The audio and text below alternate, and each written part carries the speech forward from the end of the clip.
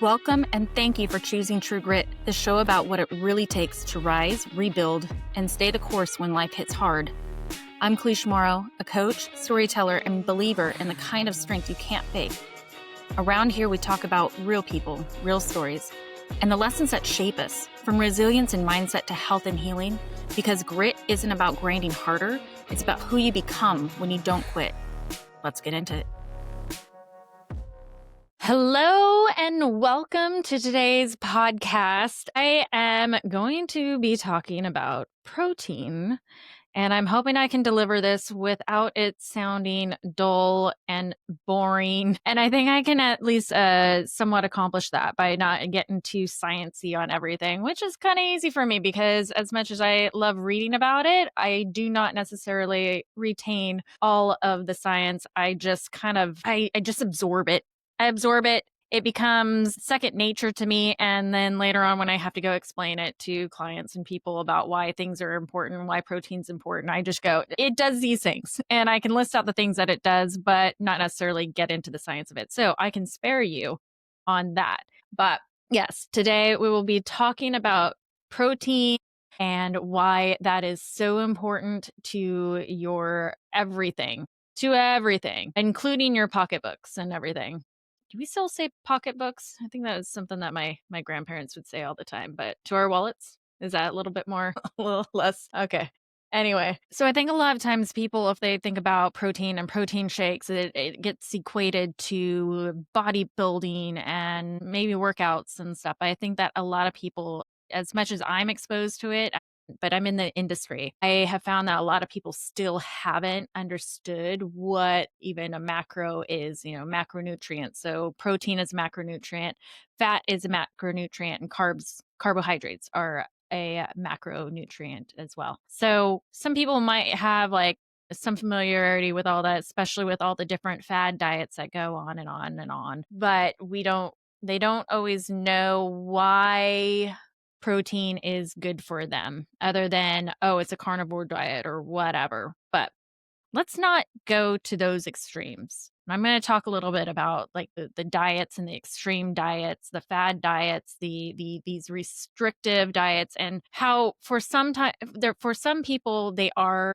appropriate, but for most people they aren't. We really want to look at balanced diets. And why I'm picking out protein is because we live in this world where we want to restrict things or we want to go super extreme on these different diets. But my easiest approach that I have my clients do, or if I'm talking to friends and family too, is just focus on increasing your protein. I will often hear people say, I do eat a lot of protein. And then when I ask them maybe to give me a day in the life of what do you normally eat throughout the day, or when I have clients check in and I won't necessarily have them using a tracking app like MyFitnessPal or Chronometer, however you want to pronounce it. I will instead just have them send me pictures because I have gone through weighing my own food for a long time. That helped me be able to eyeball it a bit more. And it's just really helpful when you go out to eat. Being able to be like, yeah, that looks about, so many ounces of protein or whatever. So I've familiarized myself with that. I have them send in the pictures. And when I see it, yes, will there be protein in each of these meals? Certainly. Is it enough protein though? Are they actually eating a lot of protein? And the answer is almost always no. Because most people do not understand just how much they actually do need to consume of that. The best way to get to understand how much protein you're actually getting in the day is to go buy the $10, $15 scale off of Amazon or Target or whatever and actually weigh it out. Like spend a week, weigh it out. You don't have to be this like zealot about weighing your food, but if you really want a good, honest idea of what you are consuming, get a scale. It's super easy to do. Do it on the weekends, whenever you can find some time, and your mind will be blown with how little you're actually eating. I can almost guarantee it just because of how common it is that most people don't get enough protein. I'd be remiss if I didn't address the RDA, and they set it really low And I've had these discussions with people who are just like, "Nope, that's all I need." No, that is just them telling you what you need to survive. That is not telling you what you need to thrive, what is optimal to help support your joints, your bones, your muscle structure, your muscles, your longevity. And so when I get these pictures, I'll come in, it'll be, 2 eggs in the morning. Luckily, if somebody actually, if somebody even has eggs in the morning versus cereal, I'm ecstatic. Or even just a container of yogurt, that's still not hitting the goal, the protein goals. If I could put it succinctly, we want to be aiming for at least 20 grams of protein at every meal. That said, I have now pushed up my limits to more like 30 or 40 grams because I am training. I am trying to put on muscle. And so I'm going on to the upper limits. And I do like to recommend people do that as well, just because it can be so difficult to get enough protein in throughout your day. And that's kind of like that's a nice little trick actually to go over here in a moment of being able to reduce your overall calorie intake while still feeling full. That is because protein is so satiating. And so that actually gets into the trick. The order in which you eat your food will have great outcomes for your weight loss journey or your transformation to putting on muscle mass and reducing belly fat.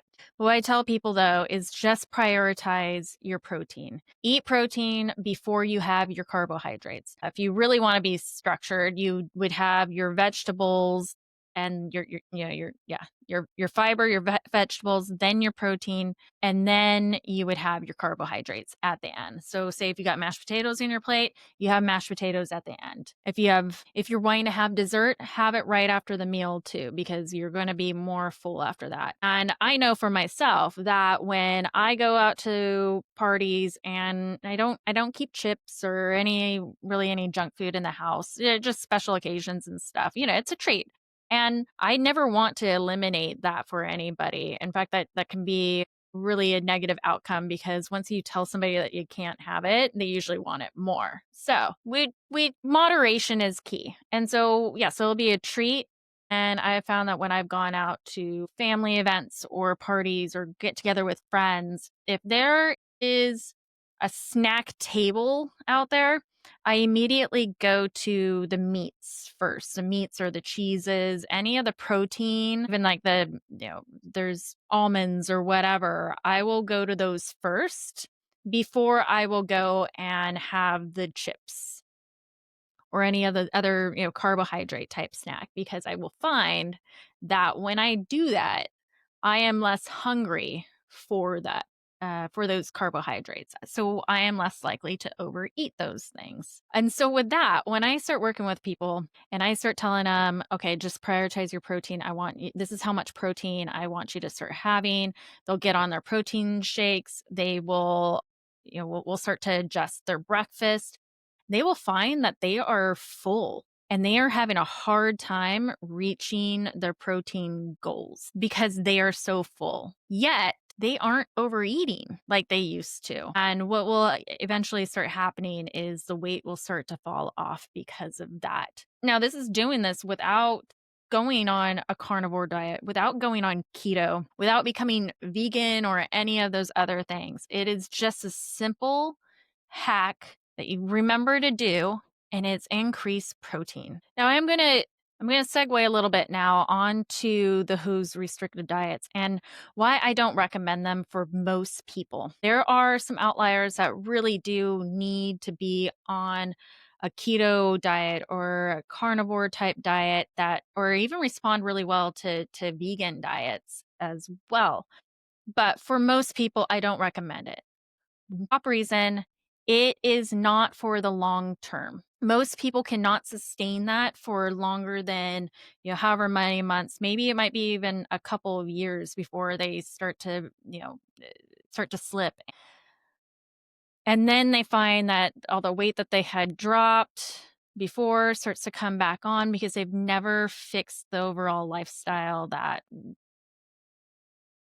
got them to that place to begin with. And here's another thing that's really interesting, and it makes people angry. It makes people angry when they have really bought into certain diets, and you come back with the actual science behind these different diets, and you tell them it's kind of to the contrary. Because let's be honest, we get into our echo chambers, we start finding like-minded people, and then before we know it, like, that is just the absolute truth. That is how things are. We found the secret, and everybody else are fools for not getting on board with it. And so when I've had these conversations with people who are really big on keto or really big on carnivore, I'm going to pick on the other side here in a minute too, so don't get too excited. But I have actually had conversations with them saying that a low carb, high fat diet is no better than a high carb, low fat diet when it comes to weight loss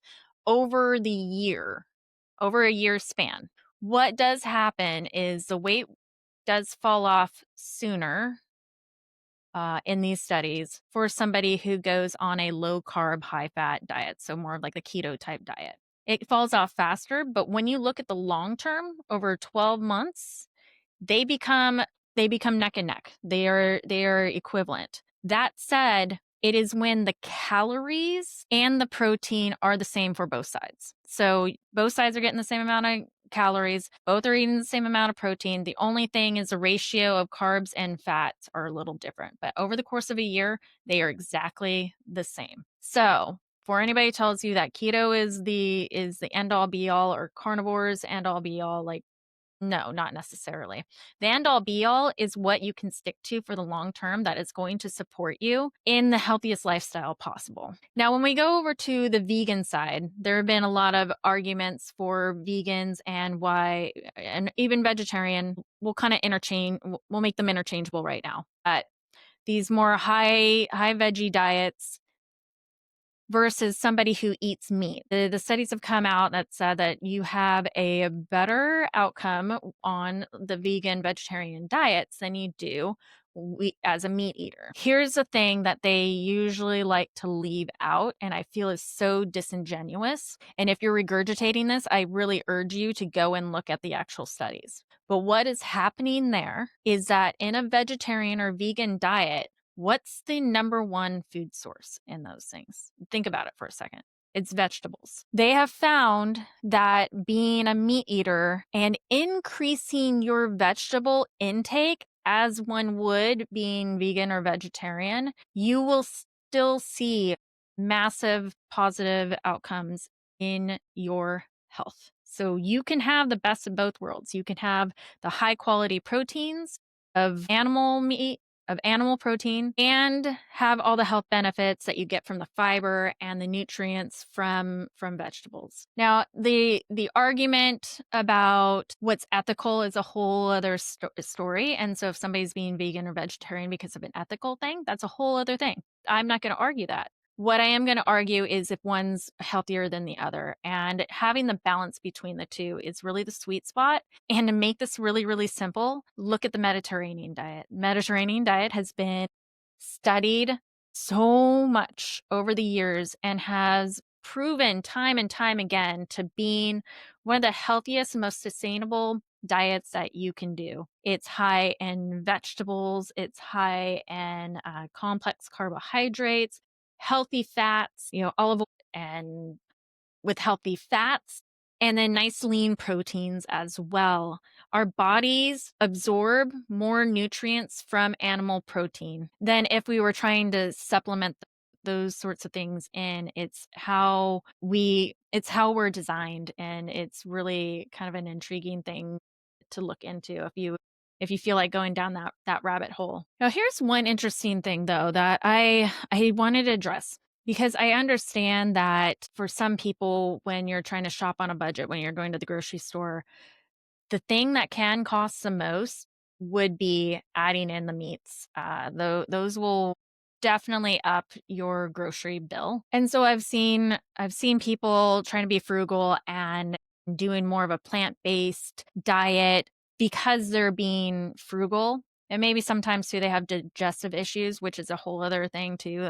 That's something that is obviously going on internally that should be getting addressed, but that that's for another time. Now let's look at the broader picture of not purchasing animal proteins because we're trying to keep down our grocery cost. The other things start adding up though. It is needing to get more supplements because we're not getting that through our food, through our nutrition. You'll need to get other supplements to help absorb the other supplements that you're already taking because animal protein has collagen in it. It helps with all of our tissues, skin, bones, joints, or organs. Everything benefits from protein. As we start getting older as well, we start seeing bone fractures happening more often. We need more joint support. We start getting cortisone injections because our ligaments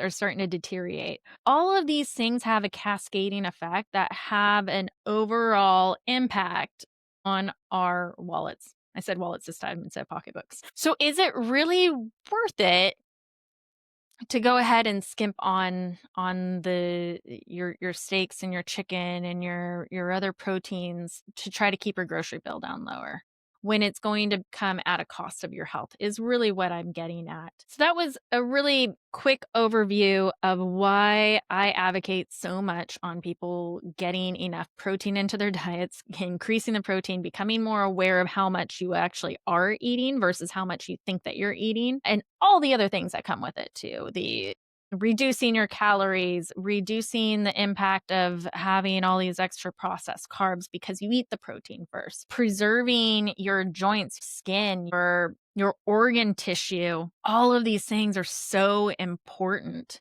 and why protein needs to be a priority. And it should be like, you should be energized about this to find out all these different things. Ooh, another thing too. Protein does not turn into fat. When you consume protein, it does not become fat. So that's another interesting little thing. And now at the end of this podcast, I hope everybody's going to go and get themselves a food scale and spend a couple days weighing out their food, weighing out the protein. You don't even have to do the whole thing. Just weigh out your protein and see how much you're actually getting. Get an app, MyFitnessPal, Chronometer, those things. Those will tell you kind of how much you are getting, and just do that little experiment. But at the end of the day, I hope that you got a lot out of this. And if you have any questions, hit me up. Thank you so much for being here on True Grit. I truly appreciate it. If this episode sparked something in you, share it, subscribe, or leave a quick review. It helps more people find these conversations.